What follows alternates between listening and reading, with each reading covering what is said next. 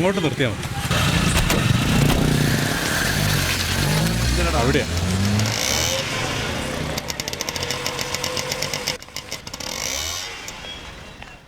നമസ്കാരം സാർ. നമസ്കാരം. എൻ്റെ പേര് പ്രകാശ്. ഞാൻ കോൾ ടാക്സി ഡ്രൈവറാ. എൻ്റെ ഓണർ വിളിച്ച് പറഞ്ഞിട്ടുണ്ടായിരുന്നു. എടാ മോനെ, നോക്കി അമ്മേ അതവിടെ വെച്ചേക്ക്. പോടാ അവിടുന്ന്. അച്ഛനും മോനും ഞാൻ എന്ത് പറഞ്ഞാലും ഇഷ്ടപ്പെടില്ല. നീ തന്നെ നോക്കൂ.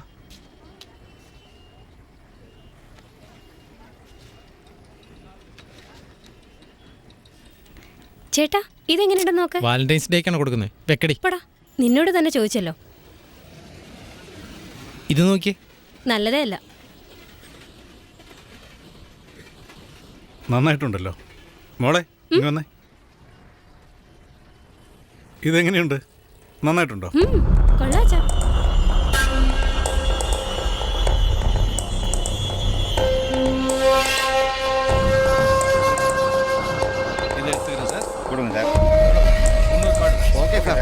എഴുതി തന്നിട്ട് വയ്ക്കും. ഞാൻ റെഡിയാക്കി വെച്ചോളാം. ശരി, എടുത്തു വെച്ചോ. ഞാൻ നാളെ ഓഫീസിൽ നിന്ന് വാങ്ങിച്ചോളാം. ബുധനാഴ്ച രാവിലെ ഒരു 10 മണിക്ക് വന്നാൽ മതി. റെഡിയായിരിക്കും.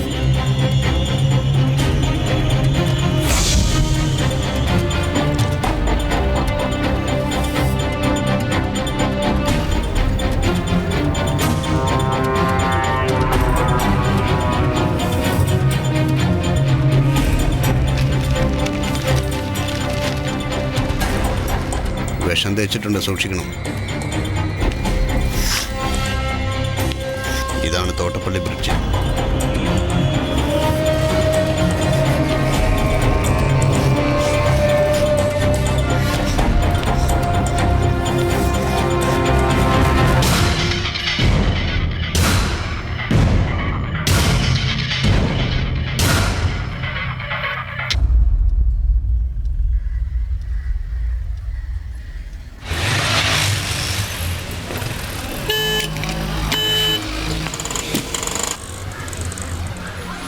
പറയടാ. നീ താഴെയുണ്ട്. ഓക്കേടാ.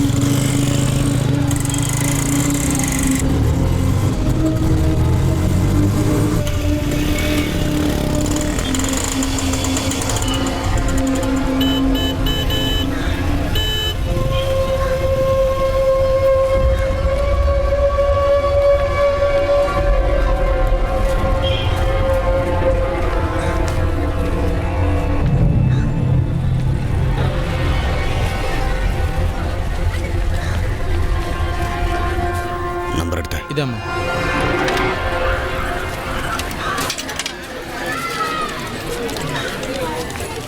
അല്ല മോനെ, നിനക്ക് എത്ര കാർഡ് വേണം? ഇൻവിറ്റേഷൻ്റെ ഒന്നും ആവശ്യമില്ല അച്ഛാ. ഒരു മെസ്സേജ് അയച്ചാൽ അമ്മാരൊക്കെ വന്ന് തിന്നിട്ട് പോക്കോളൂ.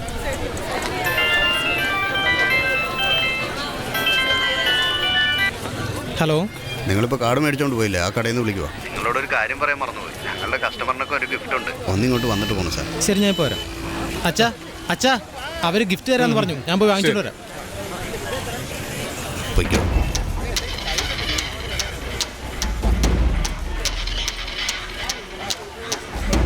പോയി.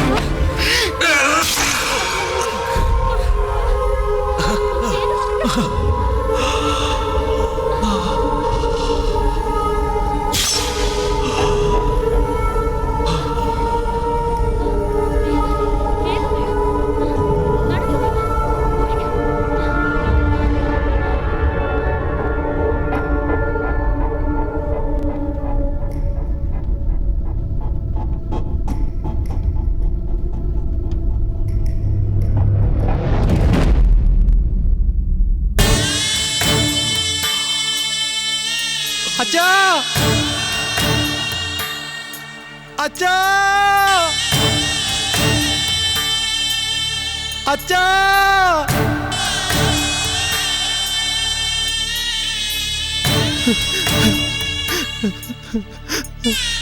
അച്ഛാ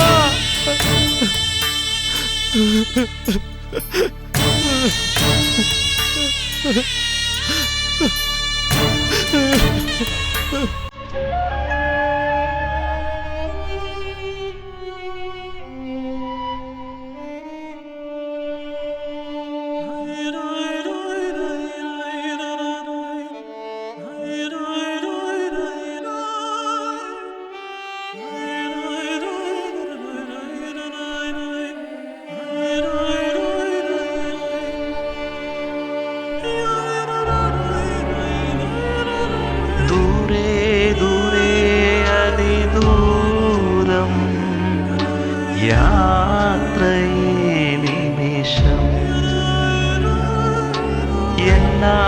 എല്ലാം അണഞ്ഞില്ലേ ജീവിതം എന്തിന്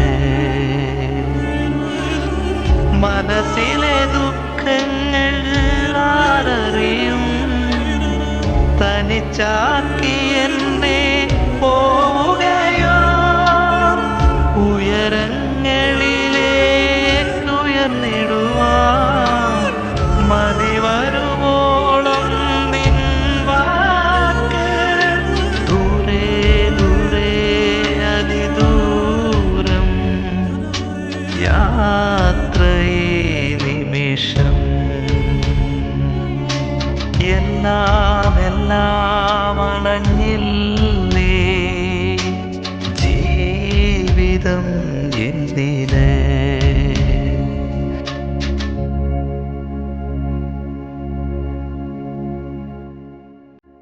ഒരു നാളും ഞാൻ പിരിയില്ലെന്നോർത്തുപോയി മറയുന്നൊരീ മുഖമിനി കാണുമോ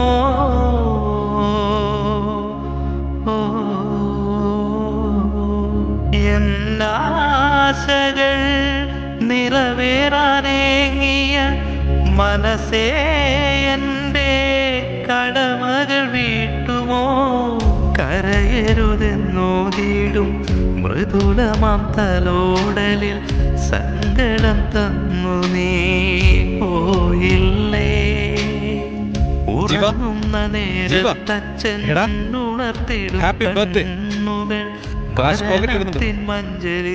എടാ ജീവ വേഗം എഴുന്നേക്ക്. ഇന്നെങ്കിലും ഒന്ന് അമ്പലത്തിൽ പിറന്നാളല്ല. ദൂരെ ദൂരെ അതിദൂരം യാത്രയേ നിമിഷം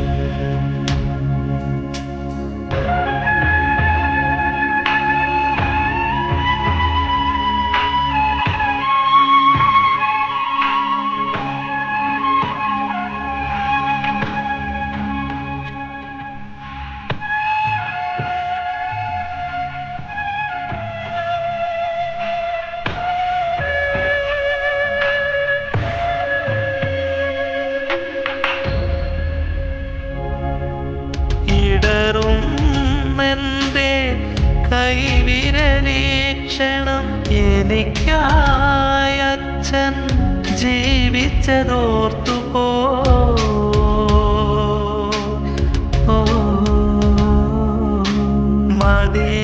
മതിയാവോളം പകർന്നില്ലേ സ്നേഹവും അകലേക്കെന്നെ തനിച്ചാക്കി പോയതോ പകച്ചു ഞാൻ നിൽക്കും നേരം വഴികൾ നീ കാട്ടിയോ ഇനി എൻ്റെ വീഥികളിൽ നീ വരില്ലേ മനസ്സിൻ്റെ ഇഷ്ടം നോക്കി എനിക്കുള്ളതെല്ലാം ഇനി എനിക്കാരു നൽകും എന്നച്ഛാ ദൂരെ ദൂരെ അതിദൂരം യാത്രയേ നിമിഷം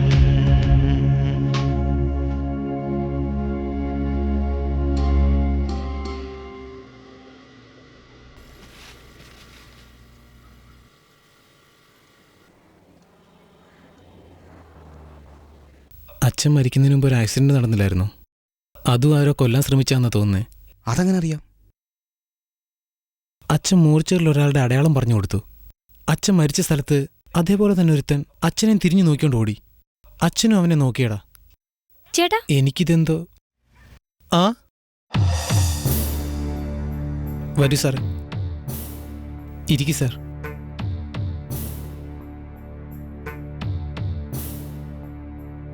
ഇവിടെ ഇരിക്കെ.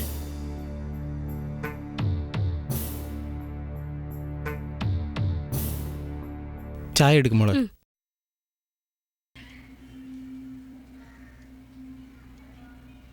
ഈ ഒരവസ്ഥയിൽ നിങ്ങളിവിടെ വന്ന് ഡിസ്റ്റർബ് ചെയ്യുന്നതിൽ സോറി. ആ ചെറുക്കൻ്റെയും പെണ്ണിൻ്റെയും മരണത്തിൽ ഇതുവരെ ഒരു തെളിവും കിട്ടിയിട്ടില്ല. പലയിടത്തും അന്വേഷിച്ചു.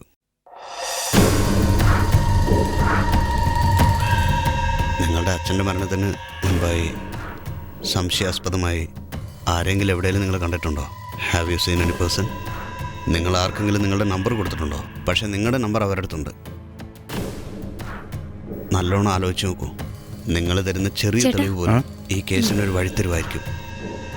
ഞാൻ കുറെ ആലോചിച്ചു സാറേ, എനിക്കൊന്നും അറിയില്ല സാർ. താങ്ക്സ്.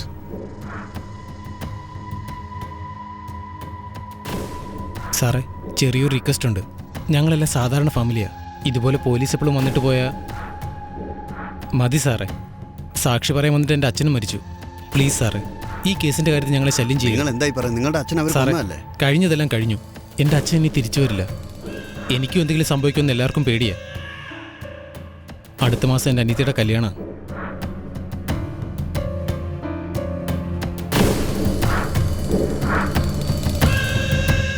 പോവാം. Thank you.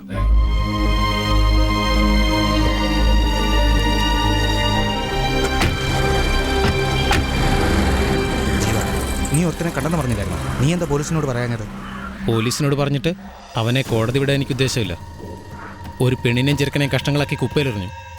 സാക്ഷി പറയാമെന്ന് എൻ്റെ അച്ഛനെയും കുത്തിക്കൊന്നു. അവന്മാരുടെ പോക്ക് ശരിയല്ല. ഒന്നോർത്താൽ അവർ മനുഷ്യരല്ല, മൃഗങ്ങളാണ്.